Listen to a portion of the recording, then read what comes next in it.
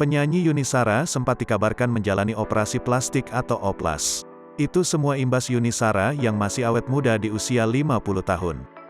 Kakak Krisdayanti tersebut sempat menjawab isu dirinya oplas. Secara jujur, mantan kekasih Raffi Ahmad itu mengurai jawabannya.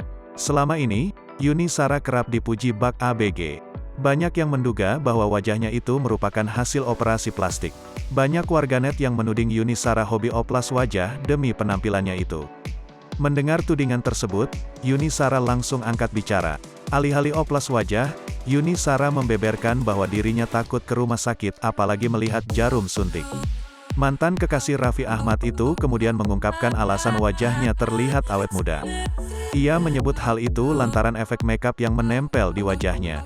Kalau saya dimakupin, pasti akan banyak berubah. Makeup artis itu tugasnya mengoreksi makeup kita, ungkapnya. Yuni Shara mengaku dirinya sendiri tak paham mengapa kerap disebut awet muda. Menurutnya, semua yang dilakukannya hanyalah usaha biasa.